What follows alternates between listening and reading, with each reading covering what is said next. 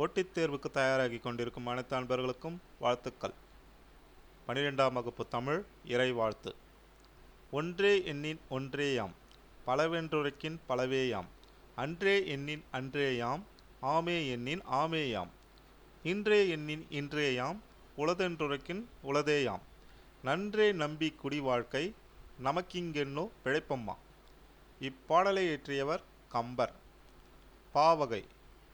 இதில் 6 சீர் வந்ததுனால இது அறு சீர் கழி நெடிலடி ஆசிரிய விருத்தம். பாடல். ஒன்றே எண்ணின் ஒன்றேயாம், கடவுள் ஒருவரே அப்படின்னு சொன்னால் அது ஒன்றேயாம். பல வென்றுருக்கின் பலவேயாம், அதாவது கடவுள் பல அப்படின்னு சொன்னால் அது பலவேயாம். அன்றே எண்ணின் அன்றேயாம், கடவுள் அது போன்றவர் அப்படின்னு சொன்னால் அது போன்றவர்தான். ஆமே எண்ணின் ஆமேயாம், கடவுள் அத்தகைய இயல்பினை கொண்டவர் அப்படின்னு சொன்னால் ஆமேயாம்.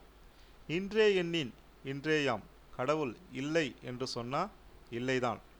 உளதென்றுரைக்கின் உளதேயாம், அதாவது கடவுள் இருக்கார் அப்படின்னு சொல்கிறது உளதேயாம்.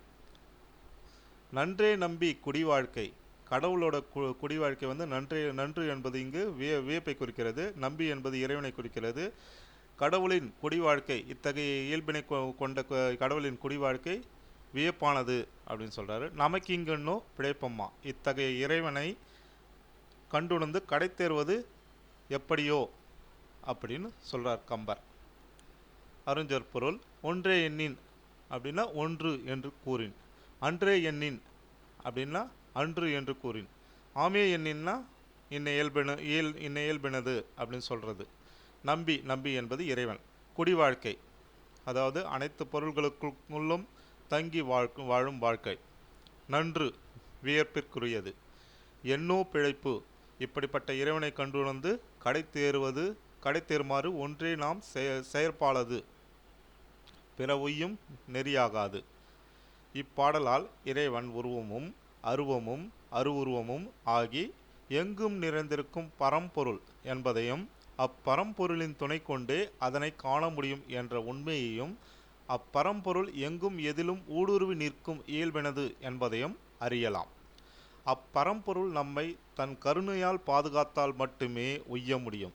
நாமே அறிந்து உய்வது என்பது இயலாது. எனவே அவ்விறைவனை சரண் புகுவது ஒன்று மட்டுமே நாம் செய்யத்தக்கது என்றவாறு சொல்லியிருக்காரு. நூல் குறிப்பு. இப்பாடல் கம்பராமாயணம் யுத்த காண்டத்தின் கடவுள் வாழ்த்தாக அமைந்துள்ளது. வடமொழியில் வான்மீகி முனிவர் இயற்றிய இராமாயணத்தை தழுவி தமிழில் கவிப்பேரரசர் கம்பர் இயற்றியது கம்பராமாயணம் ஆகும். கம்பரால் இயற்றப்பட்டதால் கம்பராமாயணம் என வழங்கப்படுகின்றது. ஆயினும் கம்பர் தம் நூலுக்கு இட்ட பெயர் ராமாவதாரம் என்பதாகும். ஆசிரியர் குறிப்பு. கம்பர் சோழ நாட்டு திருவழுந்தூரில் பிறந்தவர். அவர் வாழ்ந்த காலம் கிபி 12ஆம் நூற்றாண்டு.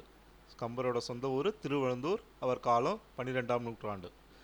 கம்பரை திருவெண்ணைநல்லூர் சடையப்ப வள்ளல் என்பார் ஆதரித்து வந்தார்.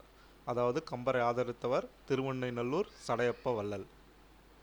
கவி சக்கரவர்த்தி என போற்றப்படுபவர் கம்பருடைய சிறப்பு பட்டப்பெயர் கவி சக்கரவர்த்தி.